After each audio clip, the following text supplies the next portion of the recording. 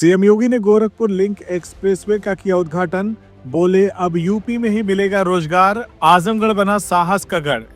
खबर आजमगढ़ जिले से है, जहां मुख्यमंत्री योगी आदित्यनाथ ने शुक्रवार को गोरखपुर लिंक एक्सप्रेसवे का उद्घाटन किया।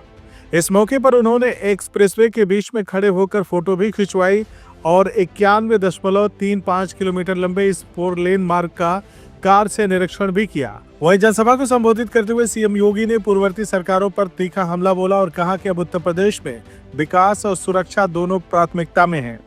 मुख्यमंत्री ने कहा कि जो बेटियां और व्यापारियों की सुरक्षा में सेध लगाएगा, उसके लिए यमराज का टिकट रिजर्व है। उन्होंने बताया कि 2017 से पहले भर्तियों में भेदभाव होता था और वसूली भी होती थी, लेकिन अब बिना भेदभाव के भर्ती हो रही है। उन्होंने दावा किया कि 60,244 पुलिस भर्तियों में से 12,045 बेटियां शामिल हुई हैं। सीएम योगी ने कहा कि यूपी में अब तक 16 एयरपोर्ट बन चुके हैं, जिनमें से 4 अंतर्राष्ट्रीय स्तर के हैं। उन्होंने कहा कि अब यूपी के नौजवानों को अपने राज्य में ही रोजगार मिलेगा। एक्सप्रेसवे के किनारे इंडस्ट्रियल क्लस्टर बनाए जा रहे हैं। आजमगढ़ अब डर का नहीं, अदम्य साहस का गढ़ बन चुका है। गौरतलब है कि गोरखपुर लिंक एक्सप्रेसवे 4 जिलों गोरखपुर, संत कबीर नगर, अंबेडकर नगर और आजमगढ़ को जोड़ता है। यह जैतपुर गोरखपुर से शुरू होकर सलारपुर आजमगढ़ तक जाता है। निर्माण कार्य फरवरी 2020 में शुरू हुआ था और 7,283.28 करोड़ रुपए की लागत से यह 5 साल 4 महीने में पूरा हुआ है। सीएम योगी ने पूर्वांचल एक्सप्रेसवे के पुराने टेंडर को रद्द कर नए सिरे से परियोजना शुरू करने का भी जिक्र किया।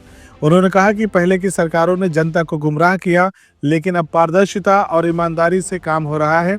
बता दें कि सभा के अंत में उन्होंने कहा कि यूपी आज विरासत और विकास का अद्भुत समन्वय बन चुका है और अब आतंकवाद नहीं, अवसरों की पहचान बनेगा आजमगढ़। 2017 में आए थे, हमारे पास 1.5 एक्सप्रेसवे थे, यमुना एक्सप्रेसवे और आगरा लखनऊ एक्सप्रेसवे का काम आधा हुआ था। आज मुझे बताते हुए प्रसन्नता है, आधे काम को तो हमने पूरा किया ही। पूर्वांचल एक्सप्रेसवे की यात्रा का साक्षी आप बन रहे हैं। 2021 से लगातार बन रहे हैं। 2022 में बुंदेलखंड एक्सप्रेसवे चालू हो गया है, 300 किलोमीटर का है। पूर्वांचल एक्सप्रेसवे 340 किलोमीटर का बन करके पहले तैयार हो चुका है। अब इसकी कनेक्टिविटी सीधे पटना तक के लिए पूरी होने जा रही है। आप याद करिए कि पटना से लेकर के लखनऊ तक और लखनऊ से लेकर के दिल्ली तक की पूरी कनेक्टिविटी कितनी आसान हो जाएगी। 1857 के प्रथम स्वातंत्र समर के नायक वीर कुंवर सिंह ने जब अंग्रेजों को पछाड़ने के लिए आजमगढ़ तक अंग्रेजों का मुकाबला किया था, तब कनेक्टिविटी नहीं थी। अगर उस समय ये पूर्वांचल एक्सप्रेसवे होता तो आजमगढ़ के लोग वीर कुंवर सिंह के साथ मिलकर के अंग्रेजों को मार मार करके खदेड़े होते और फिर यह देश 1857 में ही स्वाधीन हो गया होता। उस समय कनेक्टिविटी नहीं थी, अभाव था, कनेक्टिविटी का अभाव था। लेकिन आज पटना से लेकर के दिल्ली तक की कनेक्टिविटी पूर्वांचल एक्सप्रेसवे देने जा रही है।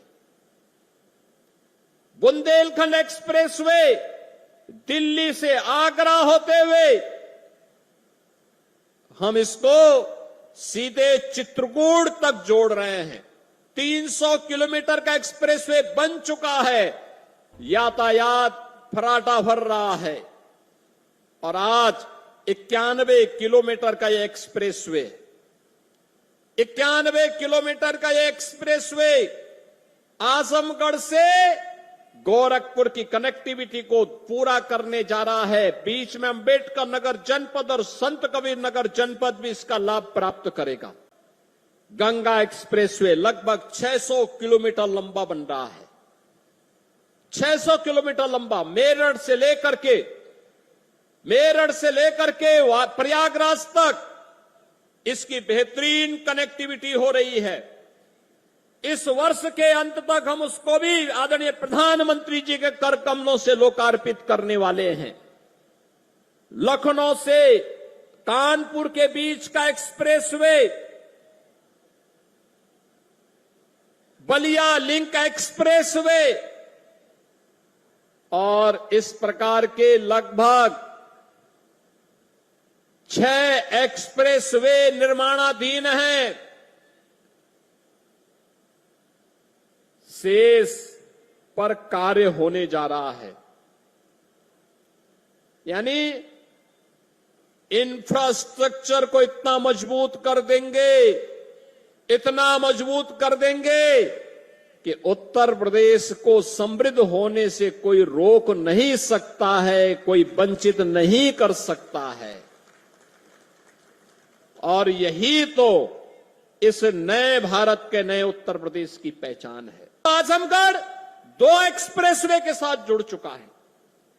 पूर्वांचल एक्सप्रेसवे लखनऊ के साथ, गोरखपुर लिंक एक्सप्रेसवे के साथ भी जुड़ चुका है और साथ साथ 4 लेन की कनेक्टिविटी गोरखपुर से, वाराणसी से, प्रयागराज से, सभी ओर से 4 लेन की कनेक्टिविटी के साथ भी जुड़ चुका है। इतना बेहतरीन।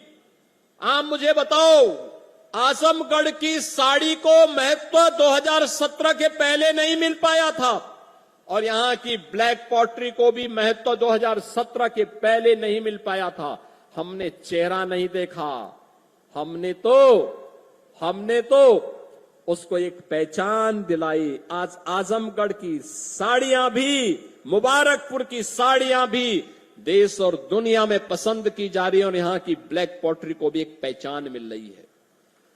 आपने एक कलाकार को आजमगढ़ ने देश की संसद में भेजा और जैसे दिनेश लाल यादव, निरुआ जी जैसे सांसद बने, हमने हरिहरपुर में एक संगीत महाविद्यालय भी स्वीकृत कर दिया। आप सोचिए, हरिहरपुर में इस संगीत का एक घराना था, पहचान के लिए मोहताज हो रहा था। गायन, वादन, नृत्य, ये सभी विधाएं यहां एक साथ पैदा होती थी। लेकिन जिन्होंने आतंक का गढ़ आजमगढ़ को बनाया था, वे लोग इन्हें ढूंढ नहीं पाए। उनके पास इतनी फुर्सत नहीं थी कि ब्लैक पॉटरी को सम्मान दे सके, आजमगढ़ की साड़ी को सम्मान दे सके, हरिहरपुर गांव की संगीत की विधा को सम्मान दे सके, आजमगढ़ में विश्वविद्यालय दे सके, आजमगढ़ को एयर कनेक्टिविटी के साथ जोड़ सके, आजमगढ़ को पूर्वांचल एक्सप्रेसवे के साथ या गोरखपुर लिंक एक्सप्रेसवे के साथ या फिर ये 4 लेन की कनेक्टिविटी के साथ जोड़ सके। जब फुर्सत होगी तब तो कोई जोड़ेगा। उनके पास तो फुर्सत ही नहीं थी। जब संकट आता था, ऑस्ट्रेलिया या फिर इंग्लैंड चले जाते थे, लोगों को उसके पुरसे हाल पर छोड़ देते थे। लेकिन आज ये डबल इंजन की सरकार की, भारतीय जनता पार्टी की सरकार ने इन सभी प्रकार की सुविधाओं से आपको आच्छादित किया है और आज इसीलिए इस एक्सप्रेस वे के उद्घाटन कार्यक्रम के साथ जुड़ने के लिए मैं स्वयं आपके पास यहां आया हूं। CIB इंडिया न्यूज की सभी खबरों को देखने के लिए लाल रंग की बटन को दबाकर चैनल को सब्सक्राइब जरूर करें, घंटी जरूर दबाएं ताकि हमारी सभी खबरों के नोटिफिकेशंस आप तक पहुंचते रहें।